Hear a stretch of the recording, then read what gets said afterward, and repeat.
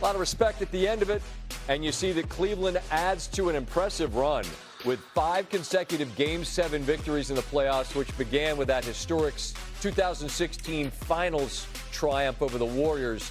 That ties the second longest streak in NBA history, trailing only a 10-game streak by the legendary Celtic dynasty from the late 50s to the late 60s. Kendrick Perkins is here to talk about both games. And Perk, we'll start with Cleveland, obviously, and what they showed you in Game 7. I was talking about the bigs that we saw in Allen and Mobley. Mm-hmm. How much were they impactful tonight and the reason why Cleveland won? Well, Scott, they were huge. And you know the narrative around the league about the Cavs is that they're soft. And I think tonight they showed that they got the capability of turning it up a notch, especially on the defensive side of the basketball. Tonight they did a lot of little things, and it's always going to start with the bigs. Jared Allen tonight was a grown-ass man in the paint. He owned the glass. He contested every shot. He had 3 blocks, 2 steals. Offensively, I thought he did an outstanding job of catching and finishing with force, going to the rim, diving with a purpose, running the floor, getting out in transition. If the Cavs are trying to go where we know that they're trying to go, Jared Allen and Evan Mobley are going to have to continue to play with this type of force, physicality, and change the narrative about the Cavs being soft. But I got to give a lot of credit too, Scott, to the Toronto Raptors, right? Their future is bright. Scotty Barnes in the next by the next 2 or 3 years, he's going to be in that conversation as one of the best two-way guys in the NBA. Yeah, Amon Shumpert and I were having that conversation. He said, I'll call him a star, not a superstar yet, right? There's levels to this, but Barnes' ability on both ends of the floor, I'm with you. It certainly deserves credit. And Cleveland deserves credit. It's a hard-fought 7-game series. They move on. The concerns you have about Cleveland as they move on, Perk, what are they? Well, when we look at the New York Knicks, we see that they change, and they now see that Karl Anthony Towns is the most important player on their team to their success. Same with the Philadelphia 76ers and Joel Embiid. Cleveland needs to understand that Evan Mobley is the most important player on their team. He has to get going. They have to get him going. Tonight, he did a lot of the little things, and when you look at the box score, it was popular, but they need him to be powerful. He's one of the most skilled bigs in the game today, a guy that is versatile offensively, could take it inside, could play outside, could shoot the tray ball. And I know a lot of people is putting a lot of pressure on James Harden, but the pecking order goes Donovan Mitchell, then Evan Mobley. They need to get Evan Mobley. They need to establish him, and they need to establish him in this series going into Detroit. Otherwise, it's going to be a quick one for them if they don't. Okay, speaking of Detroit, sit tight. Want to run this highlight as Detroit moves on. I'll get some thoughts on how they did that as Detroit trying to dig out of a 3-1 hole. Orlando went ice cold in the second half at home in Game 6, and now the 1 seed. Well, they weren't going to have to face Orlando at full strength. Franz Wagner, unfortunately, those dreaded calf strains, and we know those can turn into Achilles injuries. He's out, but Paolo Banchero playing like the high draft pick that he was, hitting the bucket there, Magic up. Speaking of number 1 picks, there's Cunningham right back at you. Detroit leads by 3. Let's give this man some love. Tobias Harris, ready for the moment. A pro, a great teammate, a great human. That's what his coach said afterwards. And Harris was doing everything, including losing it on the way up and still burying the bucket. Catch and shoot, all 3 of these. Harris had 17 in the second quarter. Detroit had 40 in the second quarter, the most points in any playoff quarter in 20 years. The lead at the half was 11. Pistons now leading by 13. Cunningham with the cross down the lane. The lead grows to 15. Ensuing possession. Cunningham with the block of Suggs at the cup. And the reach to avoid the contact with the body, so it's clean. And then it's good ball movement. Asar Thompson, Tobias, again catch and shoot 3. And then it's the float game from Cunningham. On point. And it's on point. That's royalty in Detroit. Zeke, Isaiah Thomas cheering him on. Early fourth, all Pistons. Cunningham Danish Jenkins, corner three.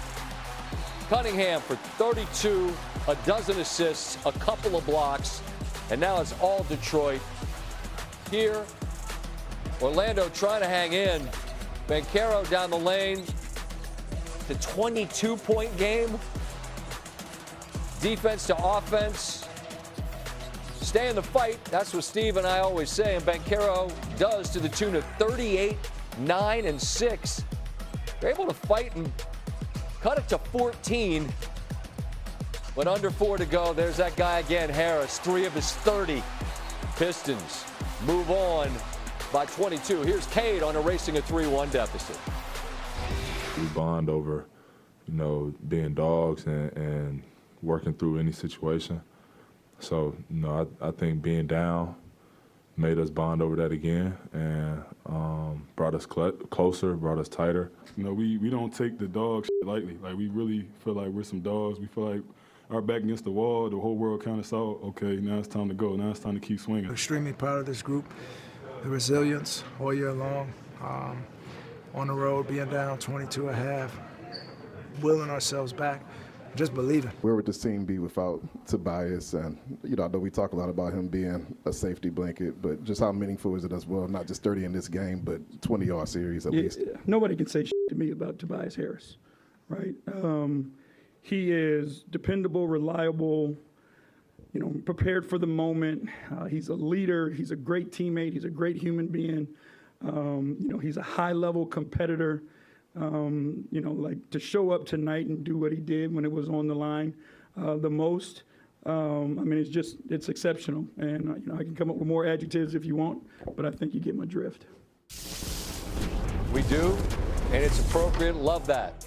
Giving some love to Tobias. Let's go back in time. It's the second time that the Pistons erased a 3-1 deficit in the series, both times against Orlando. In 2003, it was Tracy McGrady that helped push the Magic to a lead of 3-1. But the Pistons won the next 3, all by 15 or more. And then it was Chauncey Big Shot Billups who had 40 in Game 6, 37 in Game 7. Here's Paolo on the Magic, coming up just short in the playoff run. We got to be better. We got to be better, and it doesn't start in April when the playoffs start. It starts in September, October. You create an environment where losing isn't acceptable. Losing in the first round is not acceptable. It's not good enough, and that should be the attitude. Is this team good enough? Do you have what you need to be successful at that next level? I can't really answer that. I want to say yes, but we haven't been out of the first round. So if you're going off the last 3 years, the answer is no.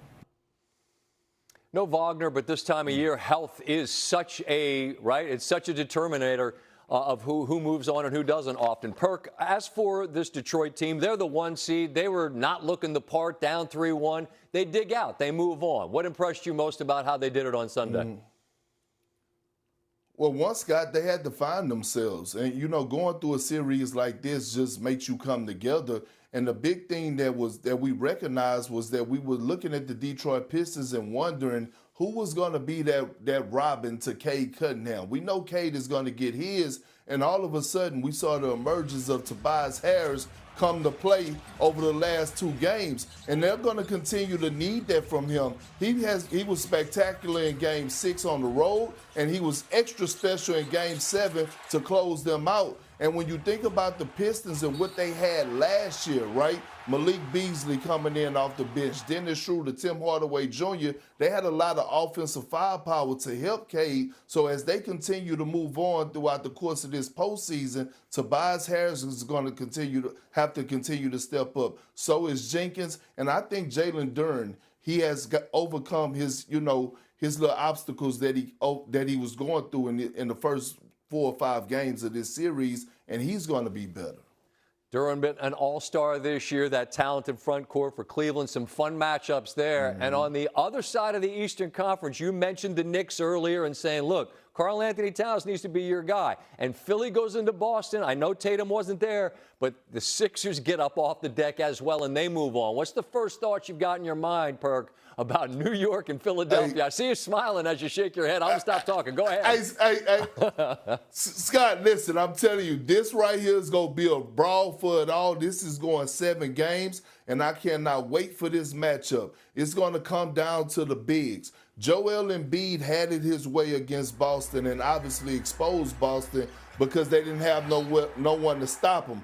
I'm waiting to look at this matchup because Karl Anthony Towns is playing some of the best basketball under Mike Brown at the most important time. You have Mitchell Robinson coming in off the bench that has been spectacular on both ends of the floor. So I'm looking at whoever wins this battle between Towns and Embiid, that's who's going to win this series. I'm looking forward to it. Who's going to get stops? Which one of these guys are going to continue to dominate is going to be the big key. I believe Maxey and Jalen Brunson are going to cancel each other out. But best to believe this is going to be a buff. I'm with you, and we got to remind ourselves, and I'm saying this mostly to myself as I raise my hand, let's not overreact to what we see from one game to another, because we know how drastically things can switch, right? I mean, it looked like maybe New York was struggling a little bit. C.J. McCollum making buckets, and Atlanta's got the lead, and then they beat them by damn near 100 points as New York moved on. So we can't overreact in the short term, but I'm saying that mostly to me. No, I'm saying it to myself too, Scott, because I overreacted a little bit. But I want to say this. When the Knicks went through what they went through in games 2 and game 3, Mike Brown put his pride aside and he adjusted his offense and his defense. And what you're seeing from the New York Knicks right now is a little sprinkle of Golden State. And Karl Anthony Towns is being utilized like a Draymond Green point center. That's why we saw him have 2 triple-doubles out of the last 3 games. So shout out to Mike Brown because he's starting to get the best out of this ball club. Hey, this time of year, it's about adjustments and about the best players bringing out the very best they've got when it is required. I'm telling you this, you've lived through it. You know it better than I do, Perk. Look forward to talking more about the playoffs as they move on, all right? Right back at you. My man, Cedric Perkins. Appreciate his time and yours at home. We got more time together as Mark Spears will join the show for more on the Game 7 victory by the Cavs. He's been visiting with Donovan Mitchell all season long. Some thoughts after Game 7. And speaking